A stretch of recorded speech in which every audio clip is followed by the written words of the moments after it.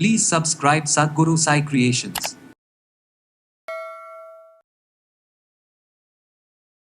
கண்ணு நல்லா தெரியும், முடி நல்லா வளரும், ஆரோக்கியம் இருக்கும், இல்லறம் நன்றாக இருக்கும்.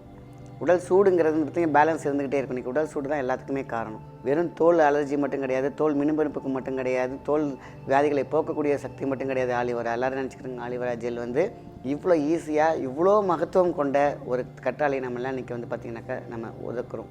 சும்மா ஜஸ்ட் இந்த உப்பு போடுவாங்க இல்லையா, வெள்ளரிக்காய்க்கு உப்பு லைட்டாக தடவிட்டு சாப்பிடுவோம் இல்லையா, அந்த மாதிரி கற்றாழை ஜெல்லில் கொஞ்சோண்டு டர்மரிக் லைட்டாக தடவிட்டு நீங்கள் அப்படியே சாப்பிட்டு கொடுத்து பாருங்கள். எல்லையற்ற ஒரு சக்தி, எல்லையற்ற வாழ்வு, எல்லையற்ற ஒரு மகிழ்ச்சி, எல்லையற்ற ஒரு உடல் ஆரோக்கியம். இதில் இன்றைக்கி கற்றாழை இது என்னப்பா நல்லா தானே இருக்குது அப்படின்னு சொல்லிட்டு அவங்களே கேட்டு வாங்கி சாப்பிடுவாங்க. அழகாக பக்குவமாக சீவி அதை நல்லா அலசிட்டு நாட்டு சர்க்கரையோ இல்லை வெல்லமோ போட்டு அந்த ஒயிட் சுகர் மட்டும் சேர்த்துடாதீங்க. தயவுசெய்து எந்த புண்ணியமுமே கிடையாது. லாஜிக்கான சில விஷயங்களை யோசித்து பார்த்தோம்னா நம்ம மக்கள், நம்ம முன்னோர்கள் ஒரு ஆன்மீகத்தோடு ஒரு சயின்ஸோடு ஒரு ஆன்மீகம், விஞ்ஞானமும் மெய்ஞானமும் சேர்ந்தால் மாற்ற முடியாது எதுவும் இல்லைன்னு சொல்லுவாங்க. அதுமாரி தான் எல்லா மூலிகைகளின் பயன்களும்.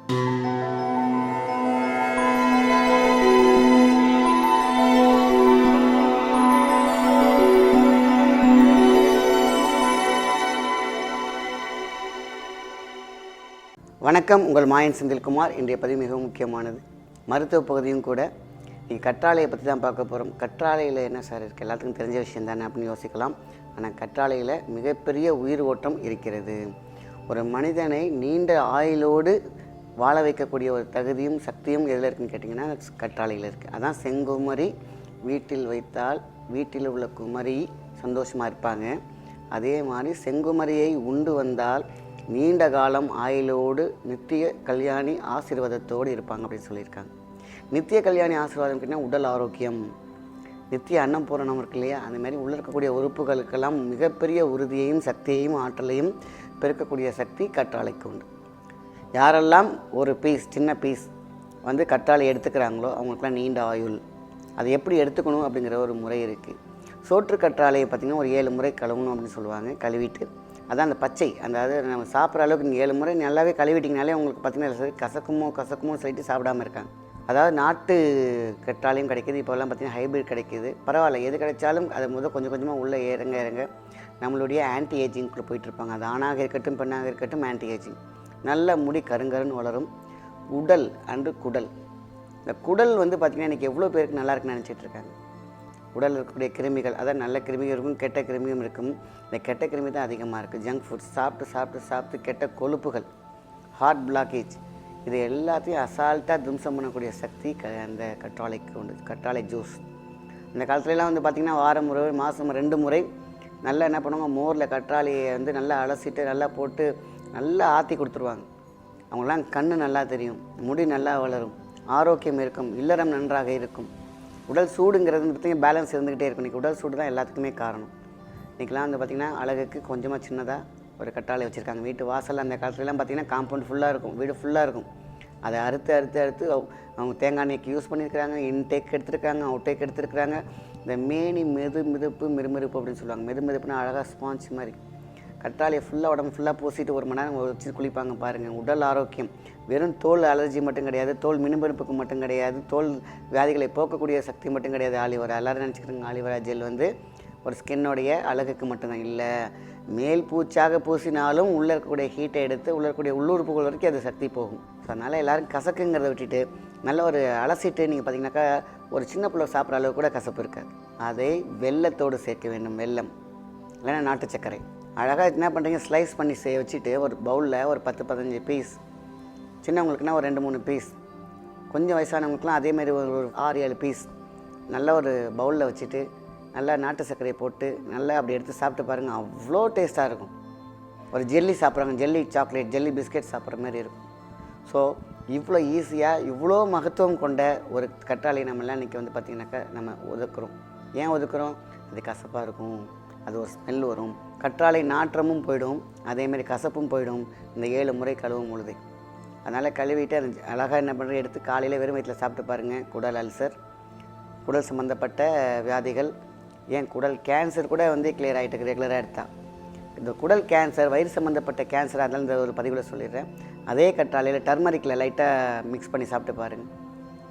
எவ்வளோ பெரிய குணம் இருக்குன்னு அசால்ட்டாக என்னடா அது ஒரு பெரிய இதுக்கு சாதாரண மருந்தா? ஆமாம், கற்றாழையில் நீங்கள் டர்மரிக்கை கொஞ்சோண்டு லைட்டாக ரொம்ப அதிகமாக இல்லாமல் சும்மா ஜஸ்ட் இந்த உப்பு போடுவாங்க இல்லையா, வெள்ளரிக்காய்க்கு உப்பு லைட்டாக தடவிட்டு சாப்பிடுவோம் இல்லையா, அந்த மாதிரி கற்றாழை ஜெல்லில் கொஞ்சோண்டு டர்மரிக் லைட்டாக தடவிட்டு நீங்கள் அப்படியே சாப்பிட்டு கொடுத்து பாருங்கள். நார்மலாக எந்த கேன்சர் பேஷண்ட்டும் இதை எடுத்துக்கலாம். அது குடல் சம்மந்தப்பட்ட அதுமாதிரி கோலன் கேன்சர் இருக்கவங்களாம் இது சாப்பிட்டாங்கன்னா சீக்கிரமாகவே இந்த கேன்சர் செல்ஸ் இறந்துவிடும். அவ்வளோ பெரிய விஷயம். அப்போது நீண்ட ஆரோக்கியத்தோடு வாழணும் அப்படின்னு கேட்டிங்கன்னா வயிறு, குடல், உடல் எல்லாமே நல்லா இருக்கணும். உடல் வனப்பு, அழகு எல்லாமே நல்லா இருக்கணும். இந்த கற்றாழையில் அவ்வளோ பெரிய சக்தி இருக்குது. மாயாஜால மேஜிக் இருக்குது. யாருமே இதை வந்து எடுக்கிறதில்ல. காரணம் இந்த இப்படி இருக்குமோ அப்படி இருக்குமோ ஒரு இமேஜினேஷன்லேயே அது தொடுறது கிடையாது. இன்றைக்கெலாம் பார்த்தீங்கன்னாக்கா தெருவில் அவ்வளோ பேர் போட்டு கொடுக்குறாங்க. யாராவது நிற்கிறாங்களா, பக்கத்தில் இருக்கக்கூடிய ஜங்க் ஃபுட்டுக்குள்ளே கூட்டம் நிற்கிது. இவர் பாவம் ஏதாவது விஷயம் தெரிஞ்சவங்க, மகத்துவம் தெரிஞ்சவங்க மட்டும்தான் அங்கே கூட்டம் போகிறாங்க. இது எல்லாம் எல்லையற்ற ஒரு சக்தி, எல்லையற்ற வாழ்வு, எல்லையற்ற ஒரு மகிழ்ச்சி, எல்லையற்ற ஒரு உடல் ஆரோக்கியம். இதில் என்னக்கா இன்றைக்கி வந்து கற்றாழை போங்க, நர்சரிக்கு போயிட்டு வந்து வீட்டில் ஒரு 2-3 செடி வளர்த்துக்கோங்க. அதை வளரக்கூட ஒன்றை வந்து அழகாக லைட்டாக ஸ்லைஸ் பண்ணி கொஞ்சம் கொஞ்சமாக வீட்டில் எடுத்து பாருங்கள். சாப்பிட்டு பார்த்தாக்கா இன்றைக்கி வந்து வாழும் காலம் ஒரே ஒரு முறை தான். அரிது மானினாய் பிறப்பது அரிதுன்னு சொல்லியிருக்காங்க. ஸோ அந்த பிறப்பை ஒரு நோய் இல்லாமல், நொடி இல்லாமல், நீண்ட சந்தோஷத்தோடு வாழ வேண்டும் என்றால் மிகப்பெரிய ஒரு சக்தி இருக்க வேண்டும். மகா சக்தியோடு இருக்க வேண்டும் நம்ம உடம்பு. அப்போது காயக்கல்பம் அப்படிங்கிற ஒரு விஷயத்துக்குள்ளே இந்த செங்குமரி வருது. செங்குமரிக்கு எங்கே சார் போகிறது? ரொம்ப ரேராக இருக்குது. செங்குமரி கிடைச்சால் ரொம்ப ரொம்ப சந்தோஷம். இல்லைனா நார்மல் கற்றாழையே நம்ம எடுத்து இதே மாதிரி நான் சொல்கிற மாதிரி நாட்டு சர்க்கரையோ இல்லை வெல்லமோ நீங்கள் வந்து அதை பிரட்டி சாப்பிட்டு பாருங்கள். குழந்தைங்களுக்கு கொடுத்து பாருங்கள். ஆரம்பத்தில் அவங்க எஸ்டேட் பண்ணுவாங்க. சாப்பிட்டாங்கன்னா இது என்னப்பா நல்லா தானே இருக்குது அப்படின்னு சொல்லிட்டு அவங்களே கேட்டு வாங்கி சாப்பிடுவாங்க. அழகாக பக்குவமாக சீவி அதை நல்லா அலசிட்டு நாட்டு சர்க்கரையோ இல்லை வெல்லமோ போட்டு அந்த ஒயிட் சுகர் மட்டும் சேர்த்துடாதீங்க. தயவுசெய்து எந்த புண்ணியமுமே கிடையாது. ஸோ அதனால் நீங்கள் அதை மட்டும் போட்டு நீங்கள் ஒரு பவுல் கொடுத்து பாருங்கள். ரொம்ப நீண்ட ஆயில். நம்ம வயசானவங்களாம் பார்த்திங்கன்னா மூட்டு வலி, வீட்டில் என்ன பண்ணுவோம், நம்ம எல்லோரும் வேகமாக ஓடிட்டு போவோம். வீட்டில் உள்ளவங்க மூட்டு வலி இருக்குது, ஜாயின்ட் பெயின் இருக்குது அப்படின்னு சொல்லுவாங்க.